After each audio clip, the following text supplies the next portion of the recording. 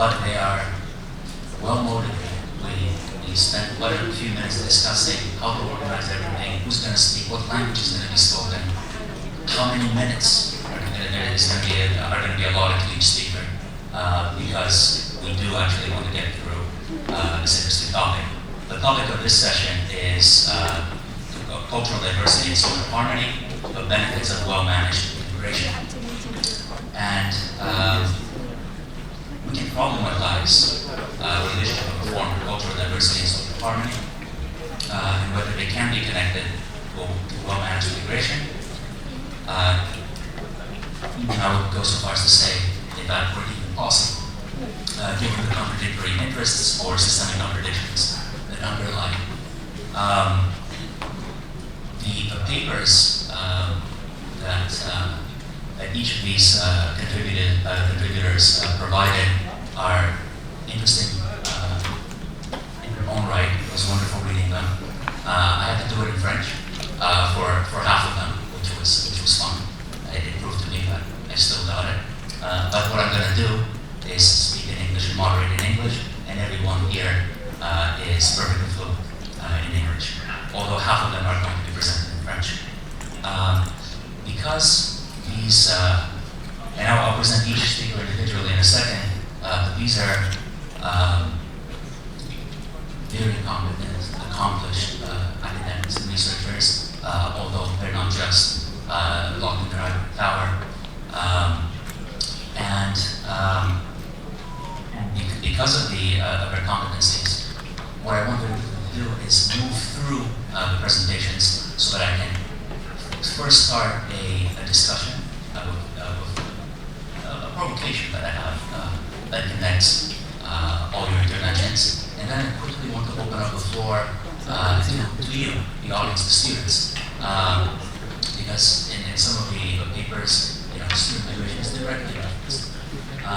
So, without further ado, I'm going to move to our first presenter, Professor Gianni D'Amato. He's a professor of migration and citizenship studies at the University of Neuchâtel in Switzerland. He's been there since 2007. He's the director of the Swiss Forum for Migration and Population Studies. He's the director of the National Center of Competence and Research, the NCCR on the Move, for Migration and Mobility Studies. His research interests focus on citizenship, human mobility, populism, history of migration. He's co-edited a book called Politicization of Migration in 2015, as well as Multi-Religious Society, dealing with religious diversity in theory and in practice, 2016. Please give a welcome round of applause.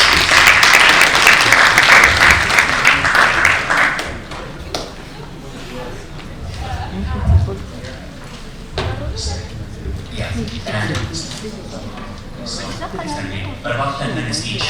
I'll be pretty rigorous forcing this. Thank you. Thank you, Alex. C'est vraiment aussi pour moi un grand plaisir d'être ici, d'avoir eu cette invitation à remettre. Merci de la situation aussi.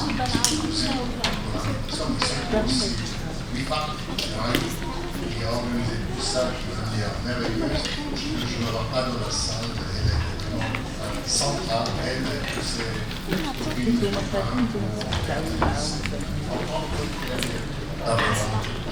sur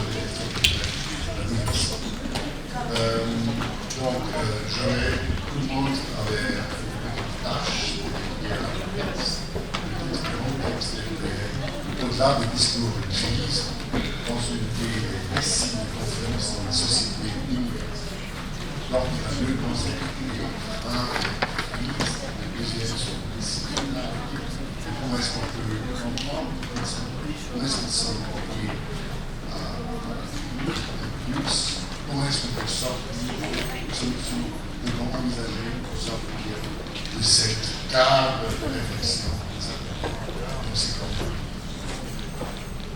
Dans ça a été dit maintes fois hier aujourd'hui dans un monde de transformation géopolitique, sociale et économique qui sont massives. Donc le rythme et la cadence sont largement marqués. En l'occurrence, cet été événement sous soudain de perturbation. On interprète ça comme si ces crises peuvent varier dans le temps et leur quantité, et ont en commun leur impact substantiel sur l'opinion publique et les institutions. C'est-à-dire, la vérité, une crise est un élément inattendu qui met en discussion le mécanisme qui était important de régler la situation avant. Et donc, il faut trouver une solution. Il pose dans ce sens un défi pour les sociétés qu'elles doivent surmonter. Cependant, elle constitue des structures d'opportunités aussi précieuses qui rendent certaines questions plus urgentes et ne l'étaient avant. La crise, peut être une perturbation, mais d'autre part, ça peut aussi être un changement. On doit changer les choses, ainsi qu'on peut sortir. En conséquence, ces questions tirent davantage l'attention. Et l'attention signifie qu'il y a plus en plus de salience de ce qui est traité et débattu et prend l'objet de discussions plus controversées. Donc il n'y a pas seulement plus de salience, il y a aussi plus de polarisation sur les questions.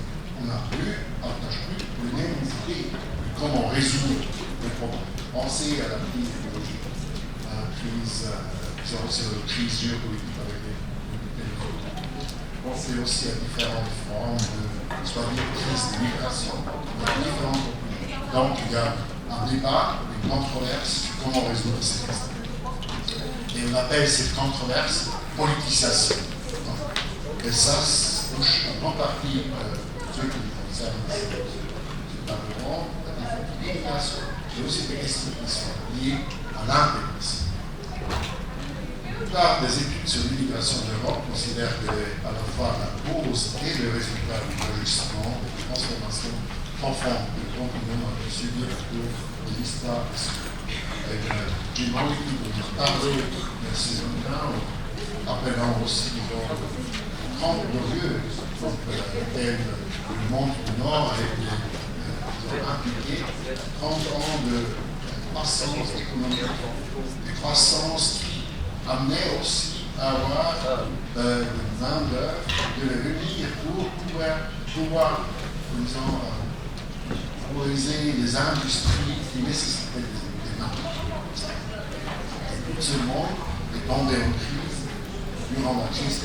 C'est pas seulement lié à la crise, c'est aussi lié à des questions d'économie interne de différents pays, à une crise aussi de relation entre le capital et le travail. Et dans cette crise, il y a disons, depuis ces différentes manières de réarranger l'économie. Et à niveau régime, une malfaçon est aussi ce qu'on appelle le régime néolibéral, on a plus de pouvoir au capital, moins de pouvoir au travail. Et dans ce temps, nous avons aussi la question de l'intégration. On parlait jusqu'aux années 70 que la main-d'œuvre étrangère devait rentrer, parce que ça a introduit aussi une illusion de la rentrée qui était partagée aussi par beaucoup des immigrés. À partir de 73, ça s'est terminé. Cette illusion est tombée, une grande partie est restée, alors se posait plus de questions d'intégration. Donc, qu'est-ce que c'est? Nous définissons la crise de manière assez large, à savoir comme une crise de conscience politique qui fait que le mécanisme interne de la machinerie économique et sociale est complexe et structure notre vie quotidienne et nous donne un sens soudainement cessé de fonctionner comme des essentiels. Selon un philosophe, on parle aujourd'hui souvent des philosophes allemands, une phase de parallèle pour Nietzsche, mais c'est mieux que Habermas. Habermas, dans les années 70, a thématisé les situations de crise et a implémenté la crise comme une crise, d'une part structurelle, systémique, et d'autre part identique. Donc une crise traduisue par cette machine de fonctionner et tous les dynamiques internes ne répondent pas aux exigences qu'on a posées à l'époque, qu'on a créées. Donc la crise du Fordisme, par exemple, ou le terrorisme mondial, manière de distribuer le capital entre par rapport au travail et de garantir aussi un certain pouvoir d'achat. Ça ne fonctionnait plus après ce contact. Donc un modèle est tombé. Et quand un modèle tombe, donc il y a là des luttes sur l'interprétation. Qu'est-ce qui est passé et comment est-ce qu'on peut résoudre ce problème. Mais vous avez aussi durant une crise financière, à partir d'une crise financière, vous pouvez être sûr que tous les chefs des banques nationales et le chef ou la chef de la banque se retrouvent à New York pour discuter de ce qui se passe et comment trouver une solution à cette crise. Et ça doit être une solution qui est partagée par tous les autres acteurs, parce qu'il faut être sûr qu'on va dans la même direction. Non. Mais il y a notamment dans cette situation aussi des personnes qui contestent la situation et qui pensent qu'il y a aussi des solutions alternatives. Et là, vous avez naturellement la base d'une controverse interne, controverse. Ça, c'est naturellement le cas par rapport aux crises qui sont liées, qui sont perçues comme crises d'immigration. Quoi faire? Comment réagir à la crise de 2015? Quelles sont les lois justes? Comment faire? Est-ce qu'il faut restreindre les frontières, comme Mario l'a mentionné cet après-midi, ou est-ce qu'il faut disons, ouvrir plus? Est-ce qu'il faut trouver un nouveau régime? Là, vous pouvez, disons, rentrer sur différents débats qui sont en cours. Pour comprendre le changement de récit, par exemple, autour des crises, il faut considérer 4 dimensions. Non, moi je dirais 3. Un est le temps. Disons, les récits des narratifs sur la crise ne sont pas toujours les mêmes. Les années 70 ne correspondent pas à 2015, ne correspondent non plus à 2008, ne correspondent non plus aussi aux narratifs d'aujourd'hui. L'autre, c'est l'espace. Les crises ne se manifestent pas dans tous les pays de la même manière. Dans certains pays comme l'Espagne, cherchent des politiques différentes pour le moment, pour moi, en outlier, pour moi. Et il y a d'autres pays qui avaient une politique beaucoup plus large, beaucoup plus inclusive, qui ont fermé, qui ont bloqué. Pensez aux pays nordiques, ça c'est le cas là-bas. Et en plus, il y a naturellement les récits au pluriel. Coexistence des récits en même temps.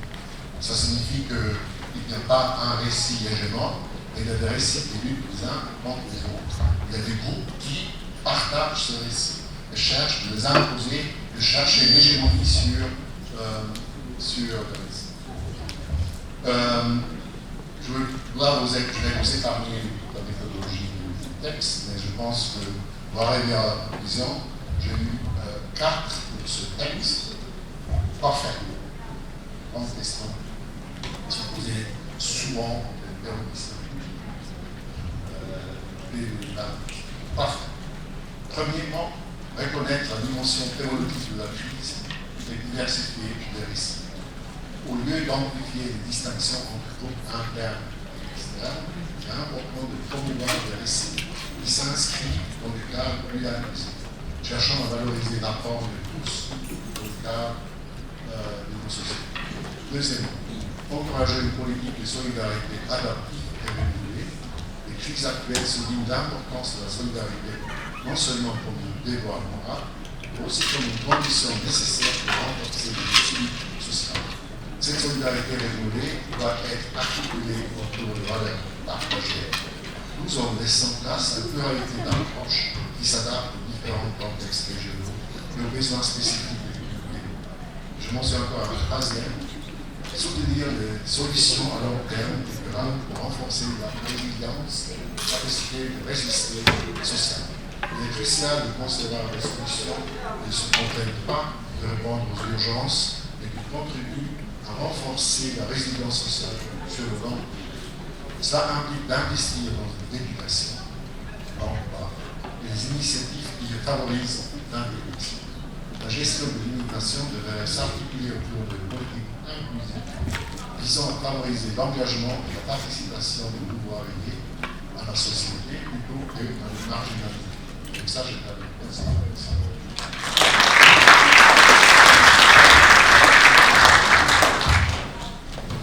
Thank you. 10 minutes. Murphy's Law will. And I just found out that I was hoping, I just read a wonderful paper by our next speaker, Ferruccio Pastore and Diversité, on migration policy, the shift from a forced voluntary dichotomy to state and non-state states, which has big implications for liberalism and for the framework within which migration happens. But they've decided that they're going to talk about something else. So I'm going to be listening with interest, just like you are discovering what they plan. So without further ado, let me introduce our next speaker in just a moment.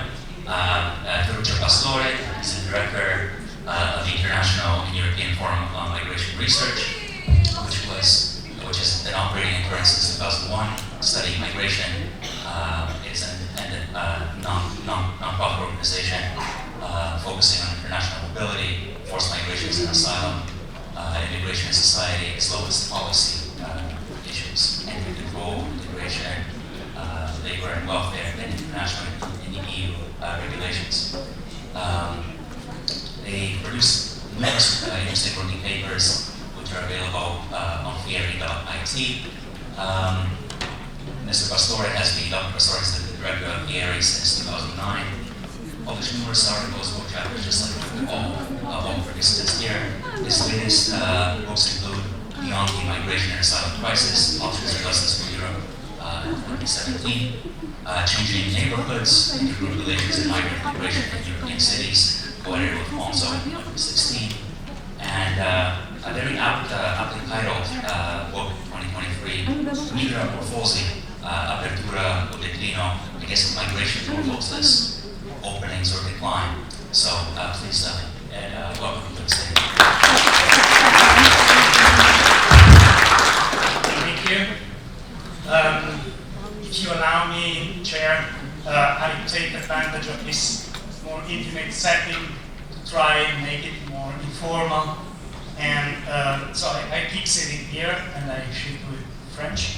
On ne va pas parler de quelque chose entièrement différent de ce qu'on a écrit, mais j'espère un peu plus vivace peut-être.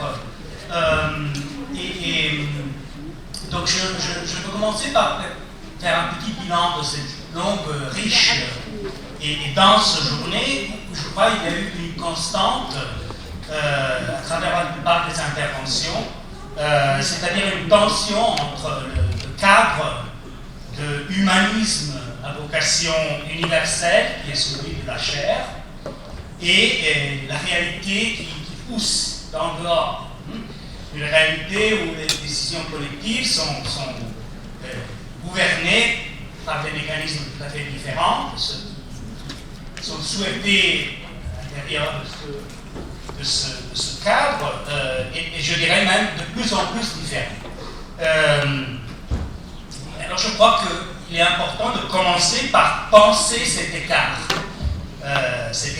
croissant avec peut-être une pensée tensive. J'ai aimé ce terme introduit par le professeur Tampoul ce matin. Et donc un écart croissant entre aspiration humaniste et tendance déshumanisante qui est particulièrement évident, je crois, qu'on est tous d'accord autour de cette table, peut-être dans cette salle, en matière de migration, en matière de politique migratoire notamment. Parce qu'en matière de migration, peut-être plus qu'en tout autre domaine, on a l'impression que l'élaboration des politiques, et bien encore plus les discours politiques, sont dominés par des passions négatives. Des passions excluantes ou exclusives ou dystopiques, bien plus que par des propos des principes humanistes à vocation universelle. Et la passion négative qui est au cœur de ce champ de pratique et de discours est celle que j'appellerais migraphobie. Pas migramorphose, une autre fois je vous raconterai ce que j'entends par cela, mais migraphobie. Et j'utilise le terme migraphobie et non le plus courant xénophobie, parce que je crois en effet que ce n'est pas l'étranger en tant que tel pose problème. Et je dis ça, par exemple, à partir de l'observatoire de mon pays, l'Italie, où on subit chaque année l'invasion étrangère de 130, 140 millions d'étrangers qui, eux, ne posent pas de problème. C'est vrai, on commence à parler de over-tourism, qui commence à être une question publique, débattue, mais ce n'est pas vraiment celle-là, l'invasion qui anime le débat. Migraphobie, donc, comme une des plus puissantes, sinon peut-être la plus puissante force de transformation politique au niveau global aujourd'hui.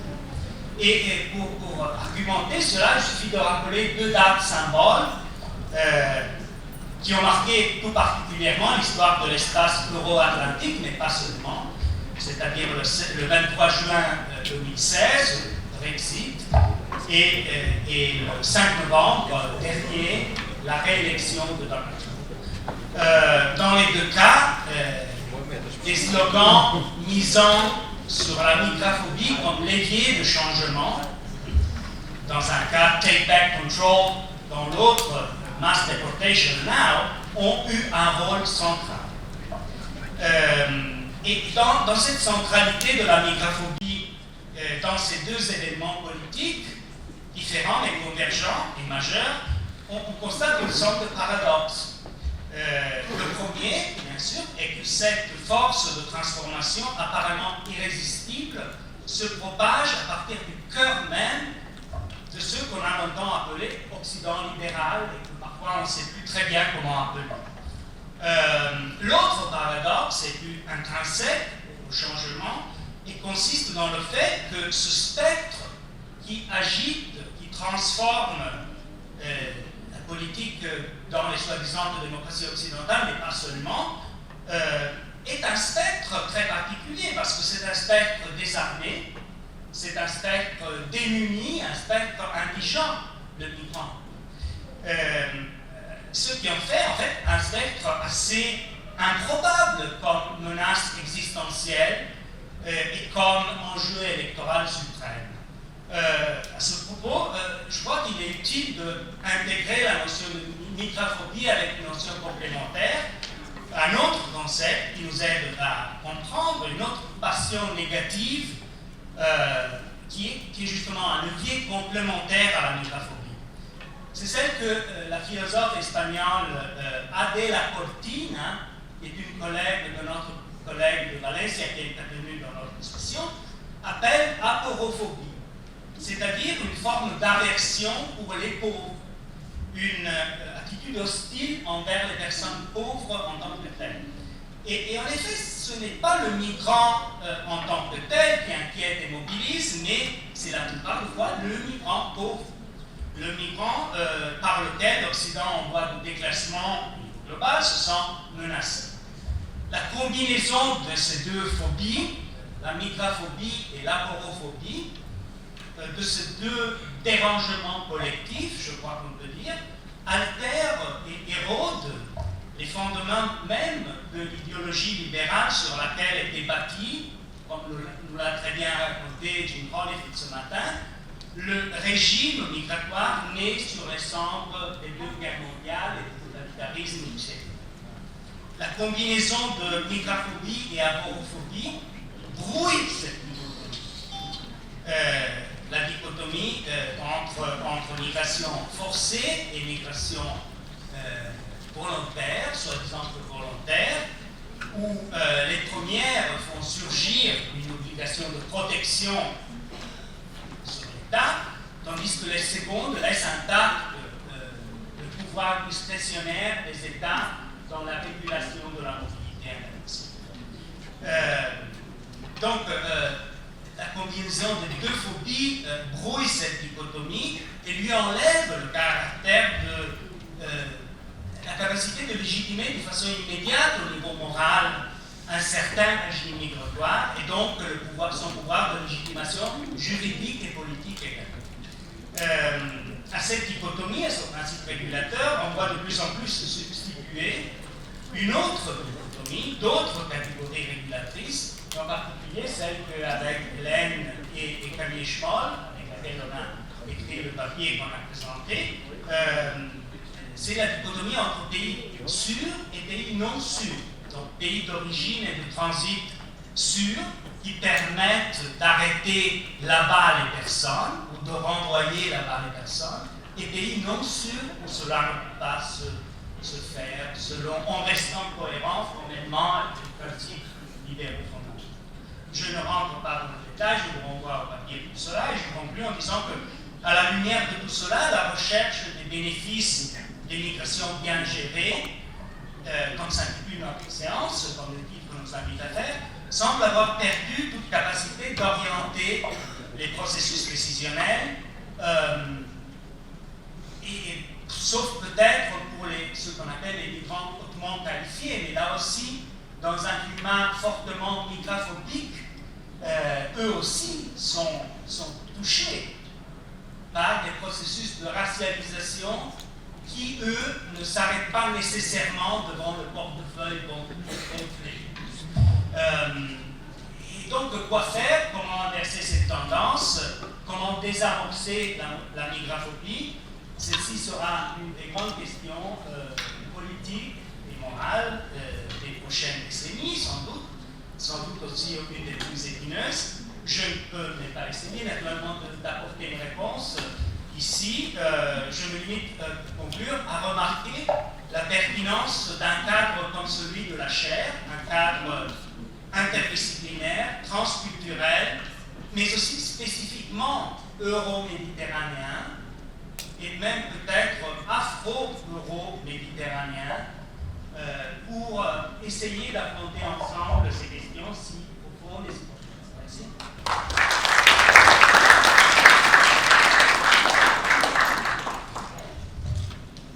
Thank you very much.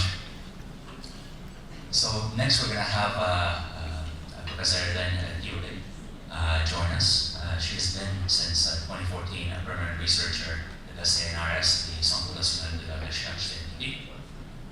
Her work is on politics of migration and asylum in the Global South.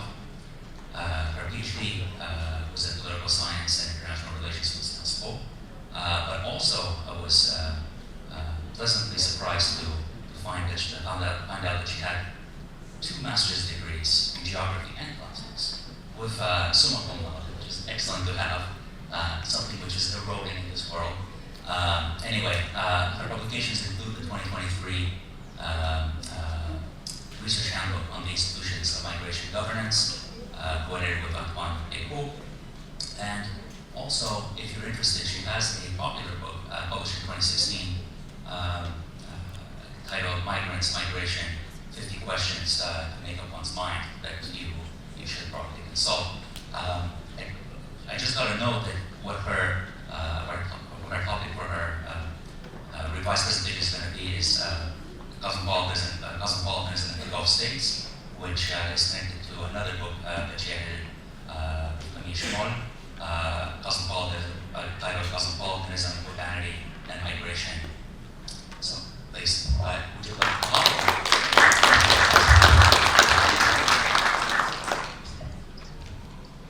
Thank you very much, and sorry for the disruptive change. We actually thought with Ferruccio that it would be nice to start from the reflections that he presented and kind of sink in more practical and localized questions, because the topic of this session is cultural diversity and social harmony, which also have very concrete matter-of-fact implications. So first, أشكركم شكرا جزيلا لدعوتكم هنا في الفاسي، وأنا سعيدة جدا أن أكون بكم. أنا أستاذة في العلوم السياسية وفي الجغرافيا، أنا باحثة في الجغرافيا كمان، فأستحدث بالفرنسي وبالإنجليزي أي لغة عشان أعرف.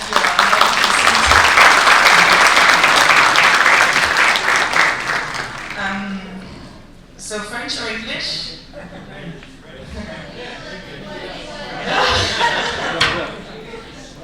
Who doesn't speak English? 0 English. Okay, 2. Okay. Who doesn't speak French? Ouch. 2, 3. That's a dilemma. I can do half-half. Let's try and do half-half. Let's see how it flows. With a little bit of Arabic in between. So the question we ask ourselves is, coming down from politics and the policies of migration, how does this translate into understanding of diversity, especially diversity in one particular setting, which is the city? And this takes us to a very old notion, the notion of cosmopolitanism, which initially comes from the idea of managing diversity and living with diversity into the city, the plénière, the city in Greek. Et le cosmopolitisme est à la fois une philosophie de la cité et de la vie dans la cité diverse. Et en même temps, c'est aussi une pratique. Donc je vous propose là de rapidement essayer de changer d'espace et changer d'échelle. Changer d'échelle parce qu'on va passer du niveau assez international ou même des politiques nationales ou régionales à l'espace de la cité qui est l'espace dans lequel vous et moi et nous vivons en réalité. Elle peut être petite, elle peut être grande, c'est pas forcément une métropole. Donc changer d'échelle, mais aussi changer d'espace, parce que j'aimerais vous emmener dans l'espace où j'ai vécu et sur lequel je travaille, qui est l'espace des pays du Golfe, de la péninsule arabique, et notamment des villes du Golfe. Pourquoi je vous emmène dans le Golfe avec cette réflexion? Parce qu'en fait, le Golfe contient les plus grands pays d'immigration au monde. Dans le monde, il y a à peu près 184 millions de migrants. Pas 281 comme dit l'ONU, puisque dans les 281 millions de migrants dont l'ONU nous parle, il y a 100 millions qui sont en fait des citoyens qui sont nés à l'étranger. Donc moi, je vous parle des étrangers. Des étrangers dans la cité, dans la vie. Donc c'est 184 millions d'étrangers qui sont une toute petite partie de la population mondiale, 2,3%. Eh bien, de ces 184 millions, 17% sont dans le Golfe. Donc la population du Golfe, c'est 0,76% de la population mondiale. Donc en fait, le Golfe incarne une région d'immigration massive, ultra importante pour comprendre l'immigration et la diversité dans le monde. Pourtant, c'est jamais à partir du Golfe qu'on comprend l'immigration. On le comprend à partir des États-Unis, on le comprend à partir de l'Angleterre, de l'Allemagne. Et je pense que l'intérêt d'aller dans le Golfe, de regarder ce qui se passe dans le Golfe, est très fort parce qu'on a ces très grands pays d'immigration. 40% de la population saoudienne est étrangère, 40% de la population omanaise, 90% de la population de Qatar ou des Émirats est étrangère. Donc on parle là de choses très importantes, de quantités très importantes. On n'oublie pas aussi, pour revenir comme mon collègue Feluccio, sur d'autres formes de migration, que chaque année il y a 11 millions de pèlerins qui vont en Arabie Saoudite faire le petit pèlerinage Umrah, et il y a 2 millions qui font le grand pèlerinage Hajj. Donc en plus de l'immigration, il y a aussi de la circulation. Mais les pays du Golfe sont, pour moi, un cas révélateur. Ils sont souvent perçus comme une exception, mais pour moi, c'est un cas révélateur. Parce qu'en fait, le contexte dans lequel cette immigration se déroule est un contexte qui est un contexte de nationalisme fermé, sans possibilité, ou quasi pas de possibilité d'acquisition de la nationalité, et très exclusif aussi en matière de droits, les autres droits, pas que le droit de la nationalité, aussi les droits socio-économiques. D'accord? Et on considère que c'est exceptionnel. Mais si on a vraiment une vue globale des régimes de nationalité dans le monde, en fait, les pays du Golfe sont le cas général et les démocraties occidentales sont le cas particulier. En fait, les régimes exclusifs de citoyenneté, où il n'y a pas de possibilité d'acquisition de la citoyenneté, c'est le cas général de la majorité des pays du monde. Il ne faut pas oublier que de les 184 millions de personnes étrangères dans un pays, il y en a 43% qui vivent dans des pays à revenus intermédiaires ou pauvres, donc des pays dits du Sud, 17% qui vivent dans le Golfe et 40% qui vivent dans les pays à haut revenu. Donc le cas majoritaire est un cas d'immigration sans intégration au sens formel et légal. Donc ça, c'est quand même un point important. Et on contraste souvent ce point avec la notion d'inclusion, d'intégration, d'incorporation qui vient de la littérature en sciences sociales pour parler de l'immigration et des droits politiques qui vont avec. Il est vrai que dans les pays à haut revenu de l'OCDE, plus de la moitié des personnes nées à l'étranger ont été naturalisées. On a effectivement ce processus qui traduit l'intégration juridique formelle et politique dans la majorité des contextes des pays de l'OCDE.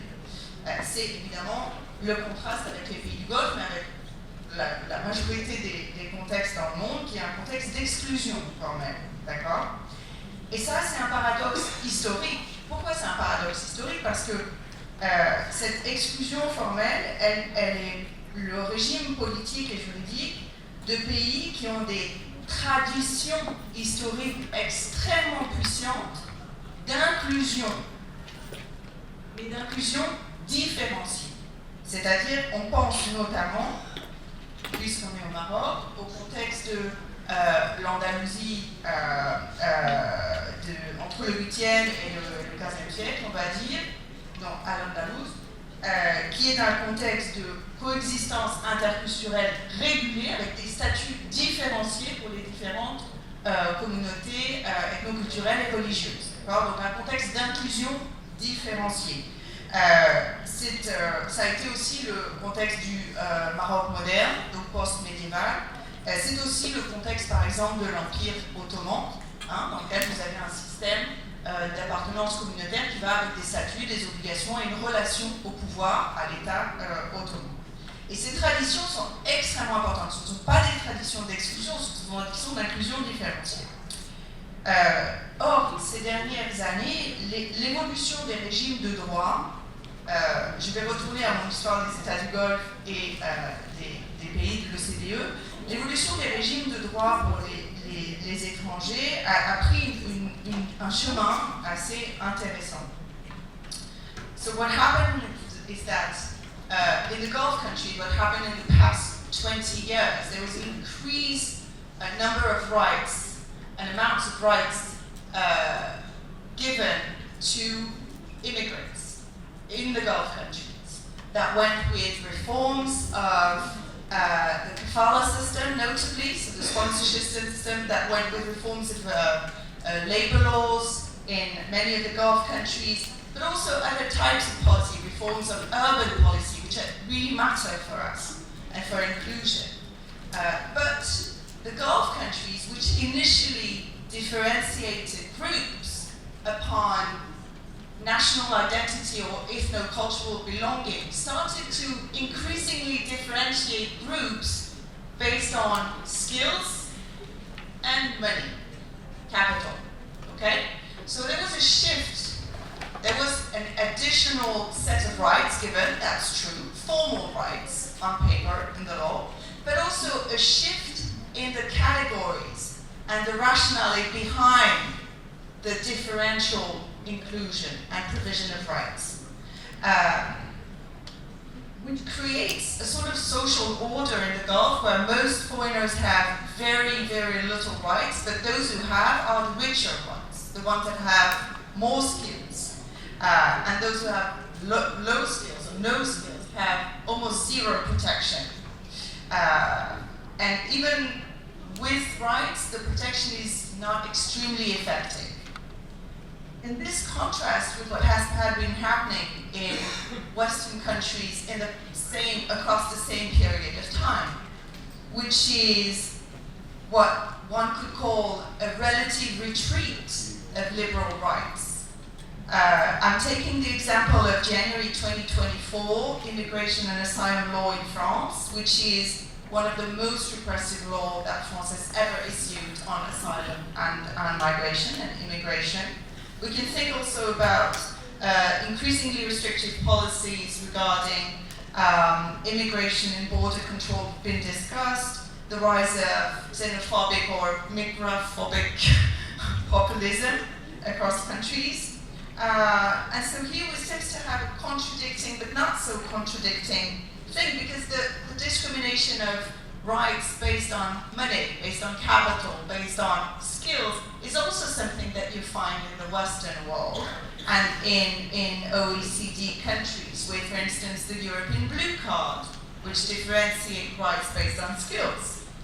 And so, taking from this very generic discussion to something more concrete, what has been happening in the Gulf is also the increasing push on behalf of governments, and I'm thinking particularly of the governments of the UAE and the government of Saudi Arabia, an increasing push in discourse about tolerance, inclusivity, and diversity, which seems weird given the set of rights that I've just described. But it's been very important. And what we have had in the UAE, for instance, is a discourse, a very active discourse on tolerance around 2019 and the Year of Tolerance, Ahmed December. And also a very active discourse in Saudi Arabia on the universal principle of the politics of King Salman and the heir. And it goes beyond the Umayyad, it goes beyond just managing the pilgrimage. But it's a paradox. These discourses of tolerance and universality coexist with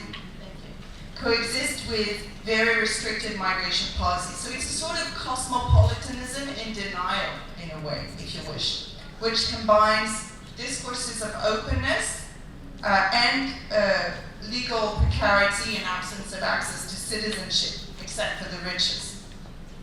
Now, if we scale down the discussion and we get to this city level that I talked to you about, we talk about here the material spaces in which diversity becomes not just a word, but a set of encounters, interpersonal encounters. So the experience of diversity, not just looking someone in the eye that looks different, that is dressed differently, has a different skin color, but also interacting and knowing how to interact in a diverse context. And this is a set of skills that Ulf Arnert and other sociologists have talked about a lot. And what we see is that in the city setting in the Gulf, there is a lot of segregation, there is a lot of discrimination, but there are also interstitial spaces, limited spaces within which people interact in malls, in popular neighborhood, in Corniche, in different cities. There's always a Corniche somewhere in the Gulf. And it's a form of what we call segregated cosmopolitanism. It's segregated, but still encounter happens. So what kind of, but it happens still, on the basis of class, segregation, or ethnicity, and of course, gender. So what kind of takeaway point can we derive from this? C'est quoi les conclusions qu'on peut tirer de ça, ou les enseignements? Le premier, c'est peut-être de reconnaître la contribution des migrants, et particulièrement dans le Golfe.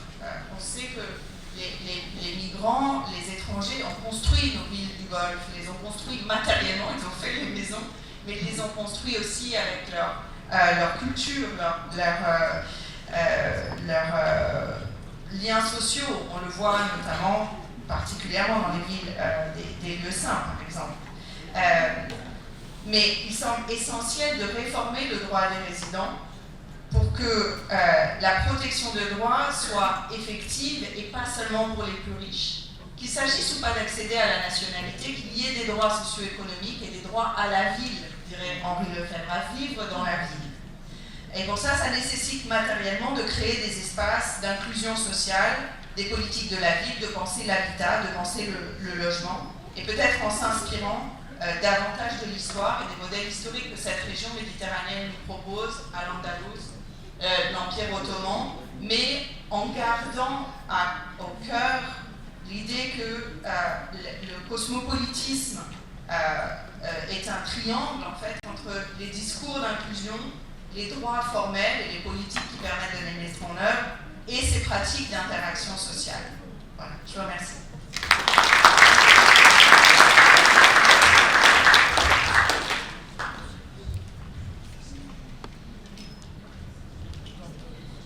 Thank you very much for this introduction. Our next speaker is Professor Giuseppe Scioltino. He's a professor in the Department of Sociology and Social Research at the University of Trento. The University of Trento was founded in 1962 and was the first faculty in Italy, the first faculty of sociology. Professor Scioltino works on international migration, cultural sociology, sociology and development.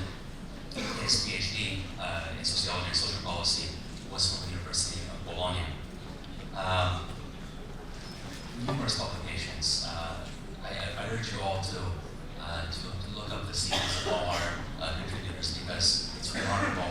Not just peer-reviewed journal articles, but monographs, edited volumes, research projects. Very impressive. So part of the discussion that I want to have is really just theoretical. It's the application. Their work is just political work as well. Anyway, one monograph that I wanted to mention was the Research Handbook on the Sociology of Migration, which came out in 2024. Please welcome our speaker.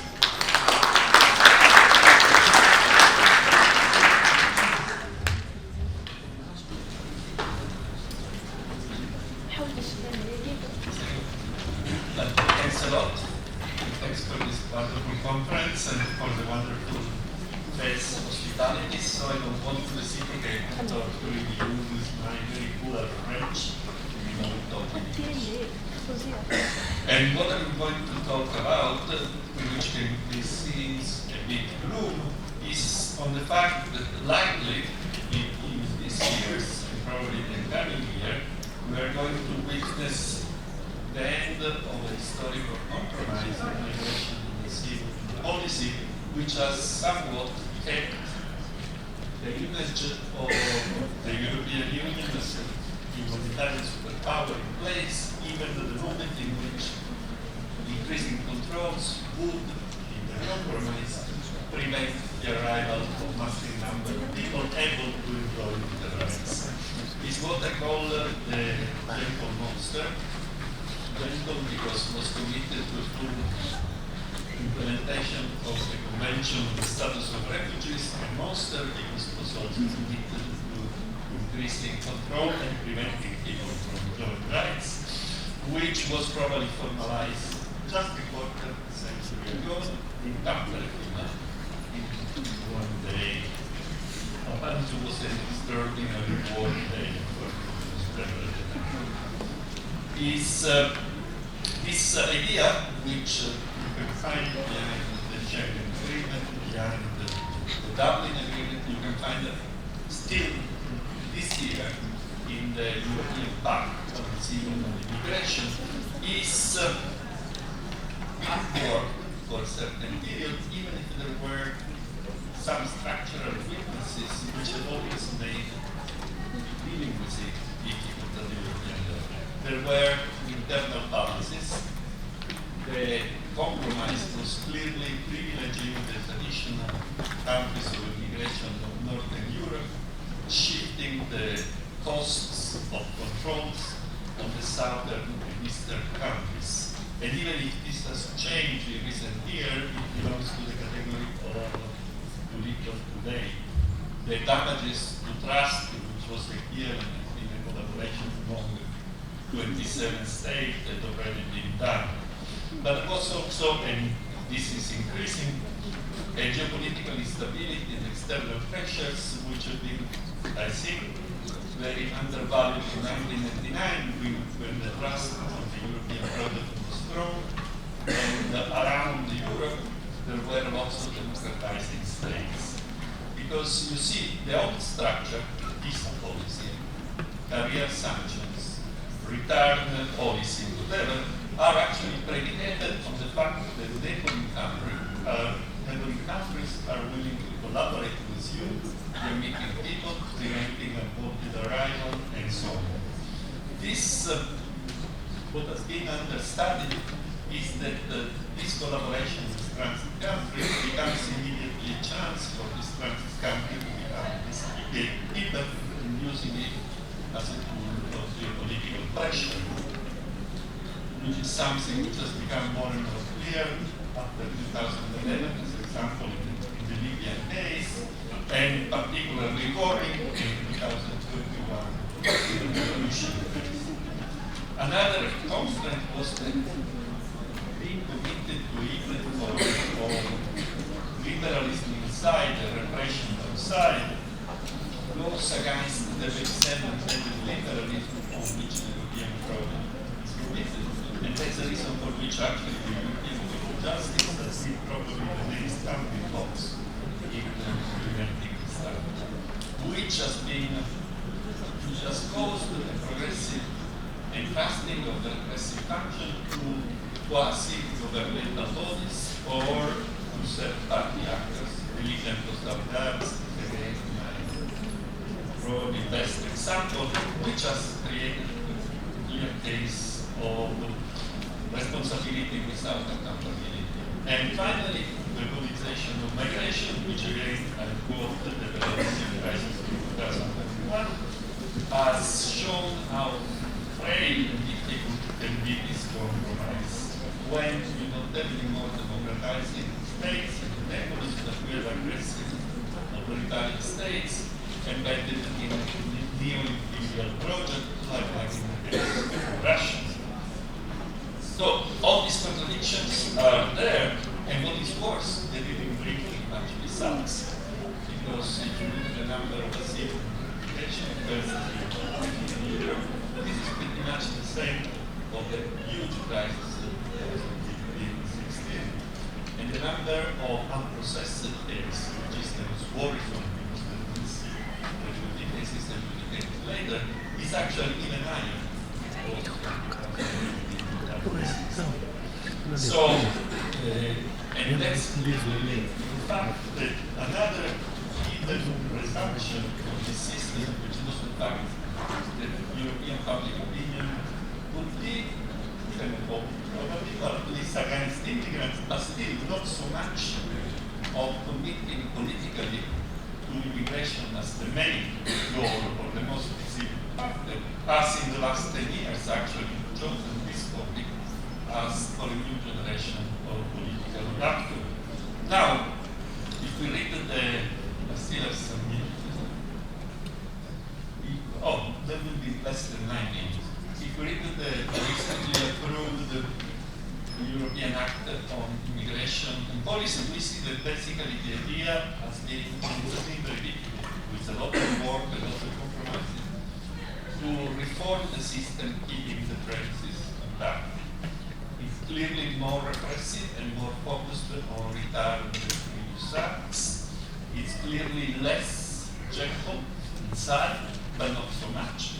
But the fact is, does it really work? I mean, there is chances with partial reforms of keeping this compromise intact. My impression is that this is more and more unlikely for two reasons. One is geopolitical, and I already mentioned the fact that the external environment of the Union has changed enormously in a way that probably wasn't realized until 2022 with the Russian aggression to Ukraine, and but also internally, because as probably Ferruccio already mentioned, in the last century, humanitarian obligation to refugees have always been seen as a natural extension of internal and legal rights. Probably for more than 1 century, we mentioned the original no-refoulement politics in 1870s. These ideas that being liberal inside implies the responsibility, humanitarian responsibility, is always a more controversial, even in progressive or leftist opinion in Europe, where growing sectors of the political elite or influencer seems now committed to a liberalism in a single country, to paraphrase Stalin's articles. Actually, to the opinion that in order to save internal liberalism, you need to sacrifice external commitment. If this is true, and if the trend summarized will be confirmed, there will be likely a final conclusions of the experience of Moscow. I know it's not really optimistic an assessment, but probably is also the only way to trigger serious discussion.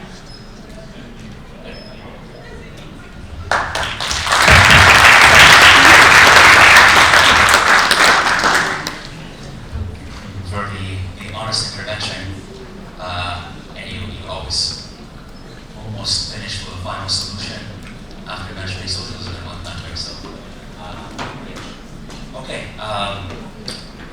we have our next speaker, Laila Haj Abdu. She's the deputy head of policy research and migration and migration law unit at the International Organization for Migration in Austria. She's responsible for the supervision and research within the framework of the National Compact on Austria, the European Migration Network, which was established in 2008 and links migration experts. Her PhD is in social and political sciences from the University Institute in Florence. She co-authored in 2011, and the second edition came out in 2020, of Migration and Mobility in the European Union, as well as another co-edited book, The Dynamics of Regional Migration and Governance, in 2019. Would you like to know more? Thank you.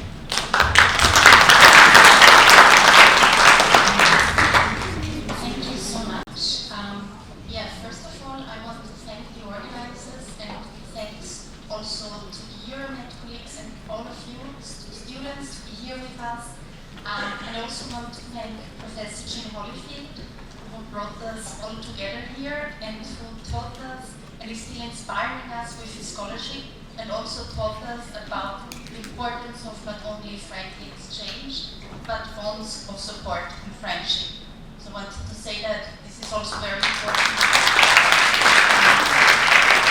as academics to keep supporting each other and keep the dialogue going.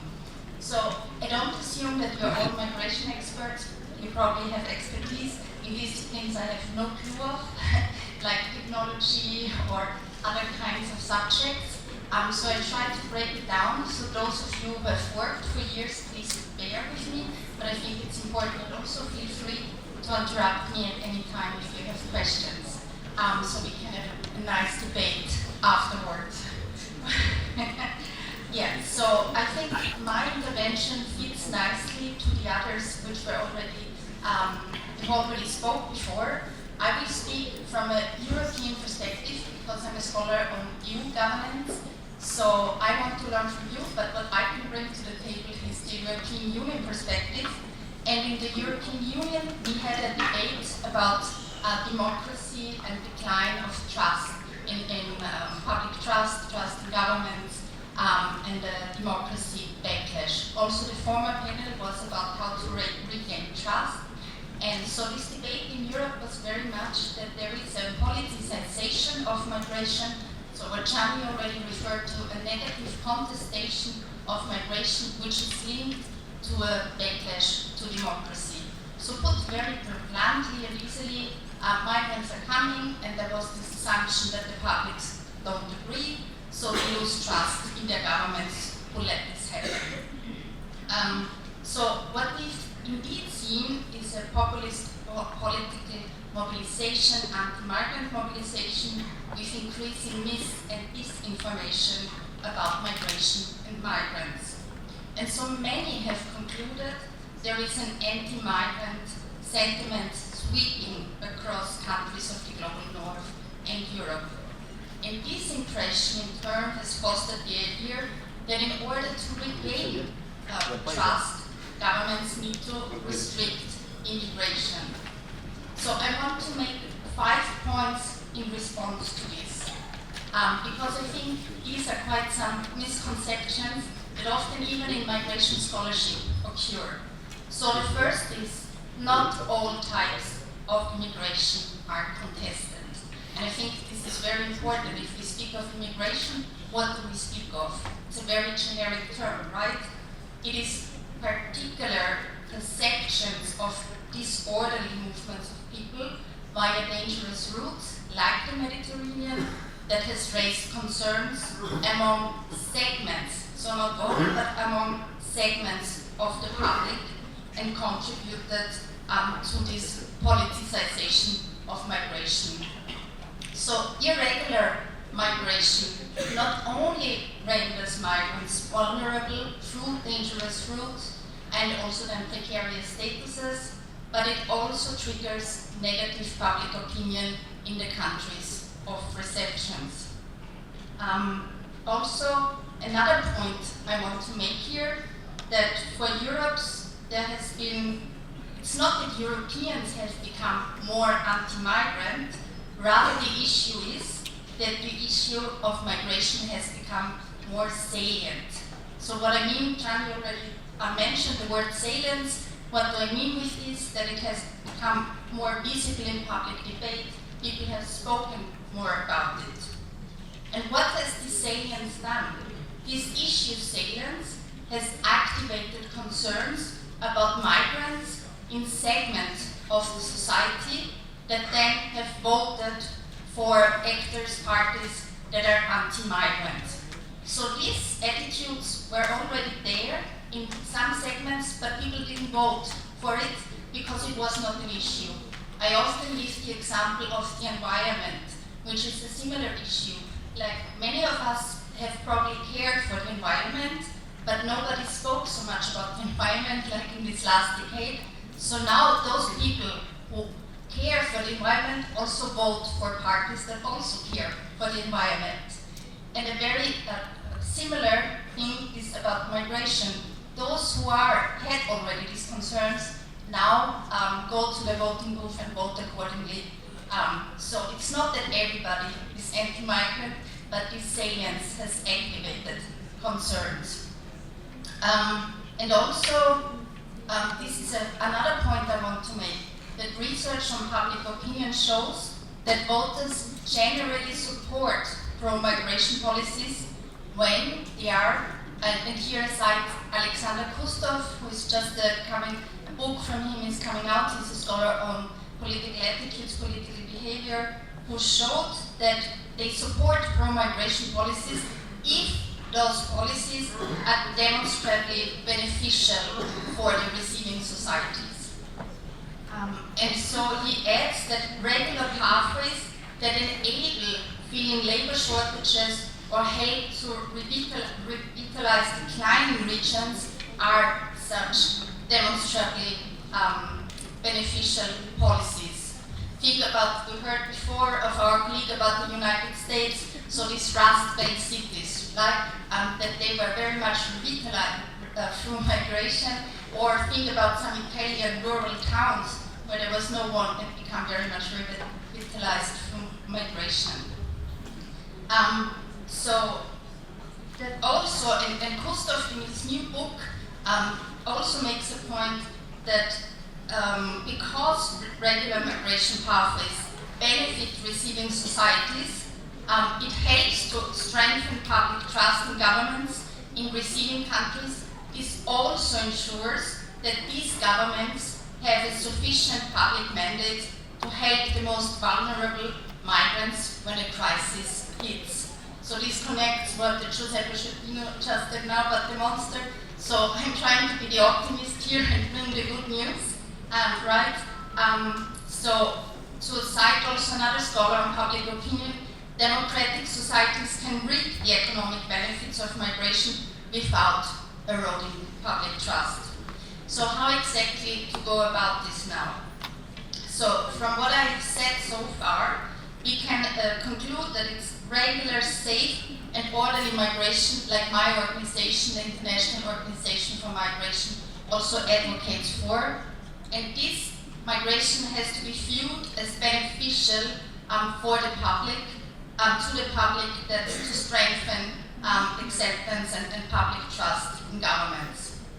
And here, one issue plays a particularly powerful role, namely labor migration. So, you know that in Europe is the old man of the world.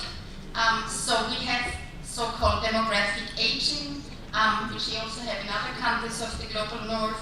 And in order to address these labor shortages, we need, like, labor migration is pivotal. So just imagine the unmet demand for labor in the European Union has more than doubled in less than a decade. And these labor shortages in the European Union are not only high, they are also widespread and persistent. So put very simply, this is bad news for the economies of the European Union. So to fill these shortages, though we ought not to repeat the mistakes of the past and be attentive also of the needs of sending countries and also ethical consideration. So here I just mentioned brain drain, which is an important issue in that regard, of course. And here, one promising avenue that also my organization, IOM, is advocating for, and this has an own concept, is skills mobility partnerships. So in these skills mobility partnerships, they are also enshrined in the UN's Global Compact for Safe, Orderly and Regular Migration. Objective 18 for the nerds among us, that's the SMP objective. So what are skills mobility partnerships? Anyone among you, do you know the term, what it might imply? You're not obliged to know? If not, I tell you now. So basically, skills mobility partnerships are designed to focus on bridging soft skills, and they are based across continents, across regions, and they also contain ethical considerations concerning training and recruiting. So say, like you go to a country that has a surplus of labor, you train people in a field that is needed, and then these people come, some part of the people come to another country, the rest stays, but then they can also return, bring skills and innovation back. And also IOM has developed the so-called IRIS standards for ethical recruitment, also to see that, for instance, migrants don't bear any costs of recruitment, like it is often we heard of the Gulf states. So that's a difference here, that really recruitment should be regulated and protect migrants' rights.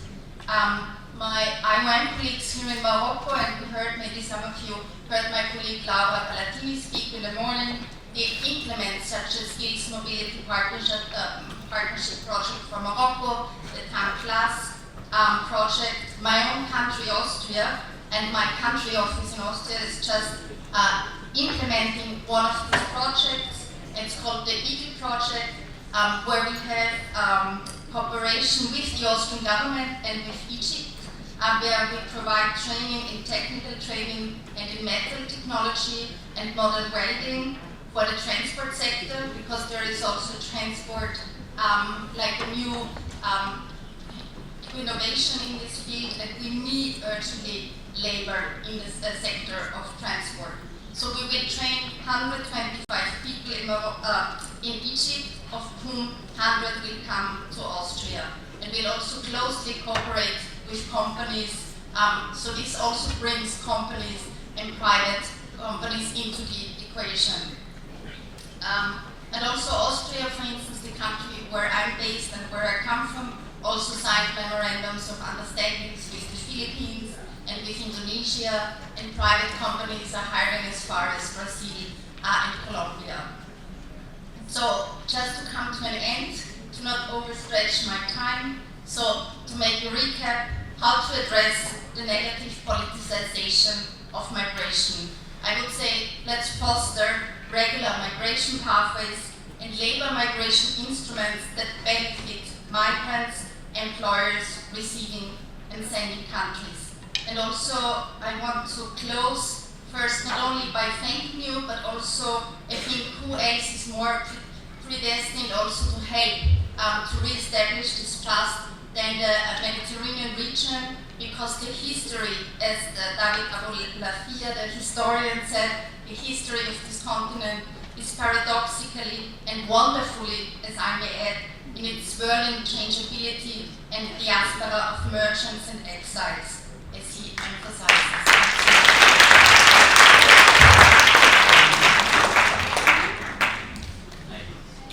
So our next speaker is going to continue this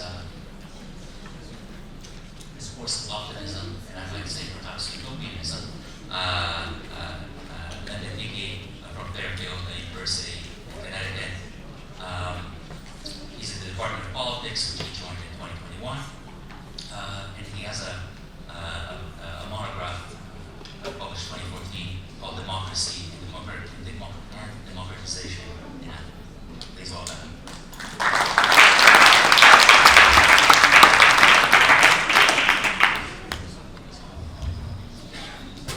Thank you.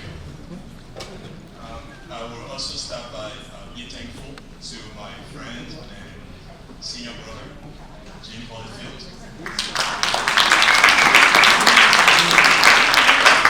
I also thank Professor Asusi for putting this together and all the team that helped me, including WIFAC.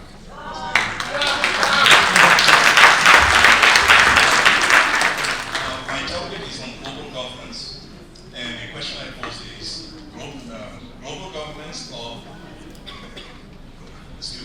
global governance or global governance conditions for perpetual peace and alliance of civilizations.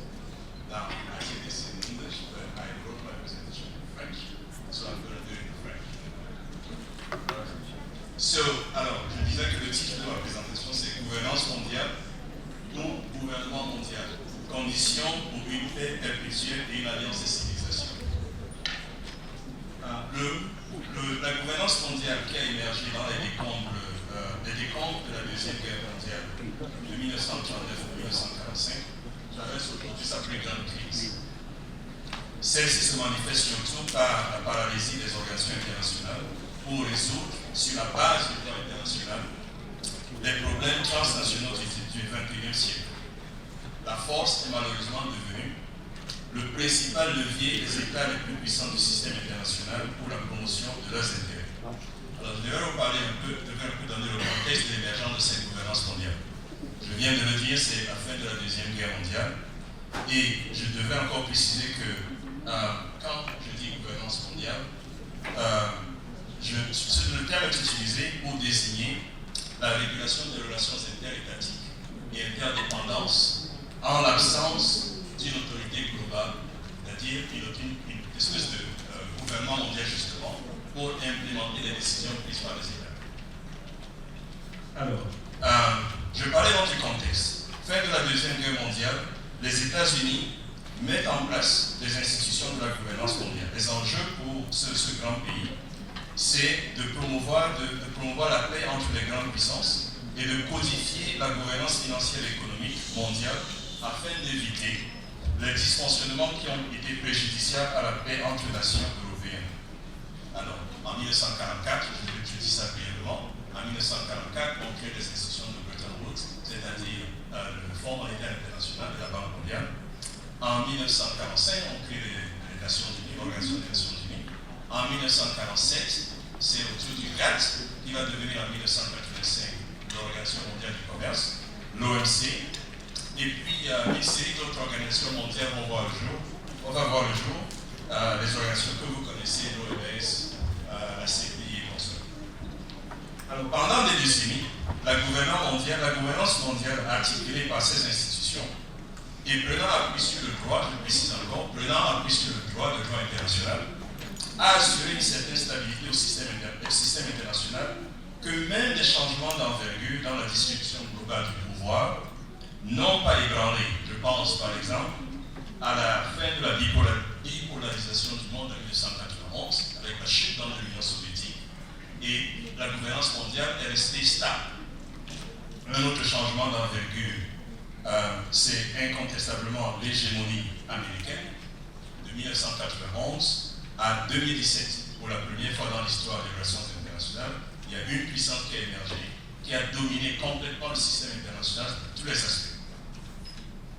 Alors, il se trouve malheureusement qu'un changement de paradigme est en train de se poser. Et une question fondamentale que pour le projet qui nous lie ici, l'Alliance des civilisations, est celle-ci. Y a-t-il une alternative à la gouvernance mondiale, étant donné que celle-ci, comme je l'ai dit au début, traverse la plus grande crise? Alors, est-ce qu'il y a une alternative à la gouvernance mondiale comme facteur générateur d'une paix internationale perpétuelle kantienne? Je dis kantienne en pensant au philosophe Immanuel Kant, qui a dit que pour assurer une paix universelle, une paix perpétuelle, il fallait créer un État fédéral mondial. Donc, ici, je pose clairement l'équation suivante. L'Alliance des civilisations passe par la paix internationale. Alors, comment donc créer les conditions d'une paix internationale? Je dis, il faudra changer de paradigme. Mais avant de passer à la bonne nouvelle, je préfère être un peu pessimiste. Non, avant de passer à la bonne nouvelle, je vais être un peu plus pessimiste. Voici ce que je veux dire. La gouvernance mondiale a été importante. Au soir de 1945, lors de la Deuxième Guerre mondiale, il faut noter qu'elle s'est densifiée d'abord en ouvrant ses portes aux États qui ont tardivement accédé à la souveraineté internationale. L'ONU, par exemple, qui ne comptait que 50 membres, 50 États à sa création en 1945, a actuellement 193 membres. Il faut ajouter que la gouvernance mondiale a permis à l'humanité de faire d'immenses progrès dans plusieurs domaines et d'accroître sa capacité à faire face aux problèmes transnationaux. Mais c'est surtout dans les domaines de la sécurité et de l'économie que la gouvernance mondiale a fait ses plus grandes preuves. L'OMC, le GATT d'abord, et puis l'OMC, a facilité une exceptionnelle intégration du monde et une accélération et intensification des échanges commerciaux et la création d'un marché planétaire. Ces développements technologiques ont rendu les transactions financières faciles, les 4 coins du monde. Tout ceci a indéniablement contribué, je m'excuse, à l'expansion de la prospérité et à l'amélioration de la vie sur Terre, dont la gouvernance mondiale a été très positive. À titre d'illustration, je vais donner une seule. On note qu'en 1960, l'espérance de vie moyenne était de 43 ans en Inde et de 54 ans au Brésil. En 2023, elle est passée à 67 ans et à 73 ans respectivement pour ces deux pays. Et en 1990, un deuxième exemple, le taux de mortalité infantile en Indonésie était de 84 pour 1000. En 2019, ce taux est tombé à 21. Alors, l'Organisation des Nations Unies, donc sur le plan sécuritaire, a réussi sa mission. La mission était de promouvoir la paix, d'assurer la paix internationale, c'est-à-dire la paix entre les grandes puissances. Et on peut simplement noter que depuis 1945, jusqu'au moment où nous parlons ici, il n'y a pas eu de guerre mondiale, il n'y a pas eu de troisième guerre mondiale. Donc, on peut dire que les Nations Unies ont réussi cette mission. Cependant, depuis 2015, il y a eu de grands bouleversements au niveau international et nous sommes entrés dans une période de très grande incertitude. Alors, l'ordre international produit du réalisme des États-Unis a atteint son apogée de 1991 avec la chute et encore une fois de l'Union soviétique à 2015. Dans les années 1990, le consensus, ce qu'on a appelé le consensus de Washington, d'inspiration néolibérale et réaliste, a obligé les États en développement, les pays du Sud donc, en quête de financement pour leur projet à adopter le marché, les lois du marché capitaliste. La conséquence de l'application de ces mesures néolibérales imposées aux États africains et aux États du Sud global ont été dramatiques pour ces pays qui ont dû mettre en vente des pans entiers de leur économie. Il faut d'abord noter que le consensus de Washington n'a pas débouché sur la réduction de la dette des pays du Sud global comme initialement prévu. Elle a plutôt augmenté de façon exponentielle. Ouais, that's going to be difficult, but I'm going to try. Alors, ça va être difficile de faire ça en 2 minutes, mais je vais essayer. Alors, voilà ce que la gouvernance mondiale a créé. dans des inégalités entre les pays du sud, du sud global et les pays du nord global. Alors je vais sauter pour revenir à ce que je pense cause ce problème. Pourquoi est-ce qu'il y a tant d'inégalités? Quels sont les facteurs, ou bien quelle est la principale cause des inégalités créées entre les pays du Nord et les pays du Sud? Alors, ce matin, il y a des intervenants de l'autre côté qui ont parlé de la réforme du système des Nations Unies. Ça veut dire que c'est un système qui a créé des inégalités.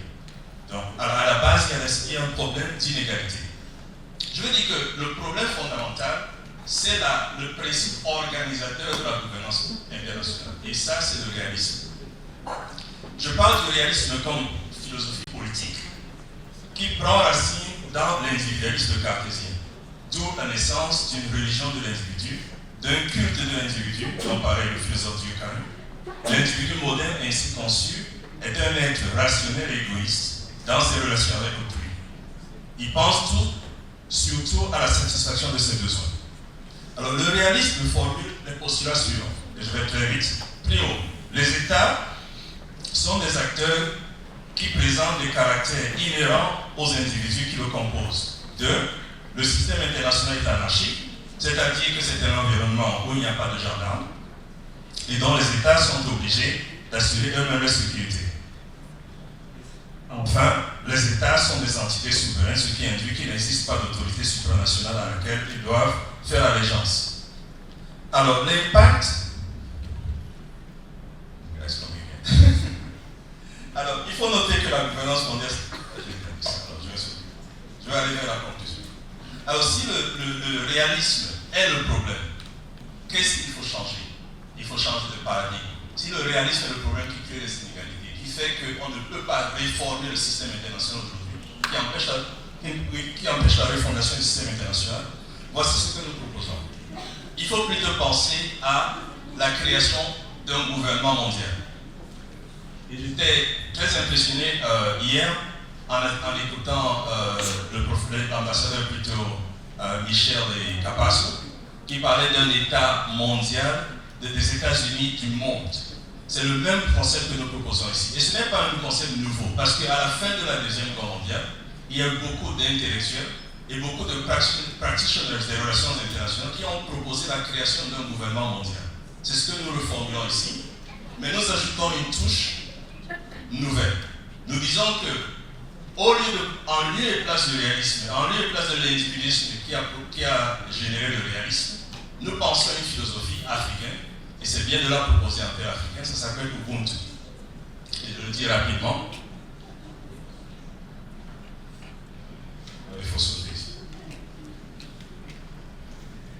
Alors je dis que l'alliance des civilisations ici est en s'inscrit dans un humanisme et un universalisme syngorien du donner ou du recevoir. Contrairement à l'occidentalisation du monde sous couvert des organisations internationales, le rendez-vous du donner et du recevoir dans le monde multipolaire du XXIe siècle est donc appelé à remplacer la division du monde en centre et périphérie, où les uns sont des consommateurs forcés des produits intellectuels et matériels des autres. L'exigence de réciprocité dans l'universalisme, l'échange des savoirs, des valeurs et des expériences qui supposent appellent à la plus large tolérance dans la plus stricte indépendance. C'est Ubuntu. Ubuntu est un principe philosophique qui nourrit le rendez-vous du donner et du recevoir. Ce mot présent dans toutes les langues bantou d'Afrique centrale désigne un concept large qui touche à la fois la politique comme organisation sociale, à l'éthique et à la philosophie et à la métaphysique.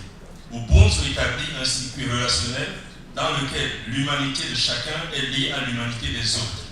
Un humain n'est humain qu'à travers les autres. D'où la formule Zulu, Umuntu, Gumuntu, Gabantu. Ubuntu dit qu'un être humain n'est pas un état naturel spontané, mais une tâche qui ne prend son sens que sous réserve de réciprocité. Ubuntu est un projet politique qui promeut un espace de partage, de distribution équitable des ressources disponibles. Les leaders de la lutte contre l'apartheid en Afrique du Sud, Nelson Mandela et Desmond Tutu, se sont appuyés sur lui pour proposer un idéal de société opposé à la ségrégation, à la domination d'un groupe sur un autre, un espace où l'égalité et la solidarité sont institutionnalisées, et où la réparation de ceux qui ont causé du tort à la société est possible par la réconciliation. Donc un État fédéral mondial qui prend appui sur les fondements du Ubuntu offrirait le meilleur agencement institutionnel pour une paix perpétuelle et universelle.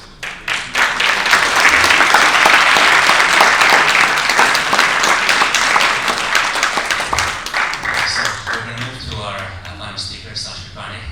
He's a research associate at the University of Gießen in the Institute of History, Theory, and Ethics of Medicine. His PhD is from the University of Münster in the Graduate School of Politics. As we're closing, I'll permit myself a joke. Looking at his CV, I would say that he is either an academic migrant par excellence or to work off Helen's presentation, perhaps a Rubens of Paul. So just very quickly, he did his MA in Münster, the University of Münster. He was a visiting researcher at the University of Guadalajara in Mexico, 2010. Princeton University thereafter, UCLA the following year, back for a PhD in Münster, then resumes postdoc at Siegen University, lecturer at Fulda University, visiting academic at Oxford, visiting researcher at Princeton. Anyway, he works now on migration and development, transnationalism, migration and health. Together with Uwe Hunger, he's published monographs on student migration and development. It's coming out in translation. It's 2024, I think it's out already. He'll be speaking very concretely on students and possibly this thing of student exchange rather than migration on this scary word. Please welcome.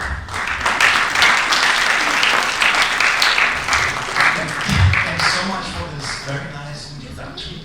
So we talked a lot, or mainly about migration and integration, immigration and integration in the countries of residence.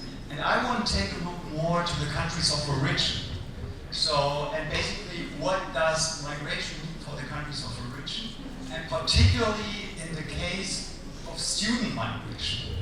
So it's about you. So I learned today that more than 50% of all the students here at this university are international students.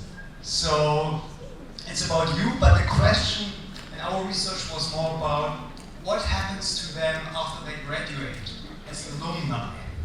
How can they, so what does it mean for the country of origin, and how then can they contribute to the development in their countries of origin? So we did that in the last research in the case of 2 scholarship programs. So one was Fulbright in the United States and the DAAD in Germany. So the German Academic Exchange Service. And so I think most of you also get a scholarship, right? Who of you has a scholarship right now to study here? Just to get an impression. Okay, so I've heard many, so maybe not here in this audience, but I've heard that many students get actually a scholarship here. And student migration is getting more and more important. So internationally, we have like 6.4 million international students. And mostly still they go to the countries in the global north, the United States, but also to France, the UK, Germany, Australia, Canada. But Morocco is getting also, for example, more and more important. So Morocco in the past, more a country of emigration. Now what I learned really in the last 2 days here, it's a country of immigration. So, and scholarships are really important, and it can be, so I can draw a connection here also to labor migration in the long run, right? Student migrations can become labor migrants in the long run if they decide to stay abroad. If you decide to stay here in Morocco, or if you decide to go to another country, right? Or maybe you go back to your country of origin, right? So it should be, or it is, I think at the end, it's a free choice. And but what does that mean for the country of origin? So when we took, when we did our research, it was very interesting. I don't know if it's also the case with you or you're planning to do this. More than 90% of all international, or not all, but all the ones who got a scholarship, Fulbright or DAAD, wrote actually in their master's thesis or PhD thesis about the topic of their country of origin. So it's still in their mind, right? So even if they are abroad, so they still think about, okay, what's going on in my country of origin, and I will write about that. So, and the idea in Fulbright from the beginning was the idea that they should go back, right? So, but I think it's more a question of, should they stay or should they go? So should they go back, right? And we found out, and that's maybe the main point, to make a long story short, that they can also contribute to the development of their country of origin from abroad, if they stay abroad, for example in Germany, in the United States, in the UK, in Morocco, so it doesn't matter. So, and they still use their networks, right? I mean, it's really, it's not a big surprise, right? If you speak another language, if you have a network, if you have connections to the country of origin, even if you get a job abroad, of course you use your connections, right? And your skills and your experience in your job. And we found many cases that actually German companies or US companies hired foreign students because of their additional skills. Just a quick example, a company in Munich, they wanted to get into the market in Indonesia. So they hired a graduate from the University of Munich on purpose because she speaks Bahasa, right, an alumna, and it was a different program, a KAD alumna, which is the Catholic Academic Foreigner Service, another scholarship program in Germany, similar like the DAD. So they hired her on purpose to get into the market there, and she became a really mobile, long-run, transnational, transmobile migrant, basically, because she's working in Germany for a couple of months, then a couple of months in Jakarta, right? So this is something where maybe at the end there will be many of these cases where we cannot just ask the question, they should go back or should they stay? Or like this old song from the 80s, right? Should they stay or should I go? So I think it's more of a question, okay, this is really transnational mobility, and so and then back to politics, right? So states, immigration states, but also countries of origin should make it easier for them to be mobile, right? And then there's still the internet, right? So when more and more people work from home, right? So, and then it doesn't actually matter where you are, where you do the job, right? If you are in Germany or in Colombia or in Morocco, right? So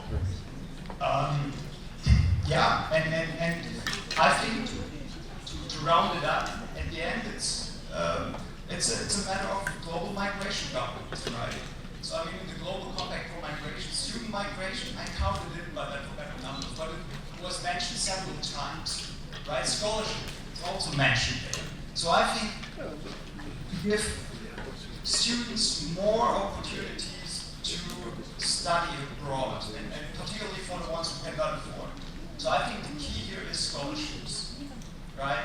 And I think it could be more on the UN level, right? So to give more and more opportunities to the ones who want to study abroad, and still the national scholarship programs, like here in Morocco, we also So we heard today that also the Moroccan state is giving more and more scholarships. So it should be so there can be a global governance structure, right, where the scholarships are included, but also in the national level. Right? So I think international student migration is a kind of a future migration. It will be much bigger in the future. So I don't know. Right? No one should try to predict the future. But I will not try. But I think it has a huge potential. So and I think there are more and the title of the penalty benefits for the countries of immigration, but I cannot think about another form of migration where there are more potentials for the countries of immigration as well as the countries of origin. So it's a global topic, so very important. Okay, thank you.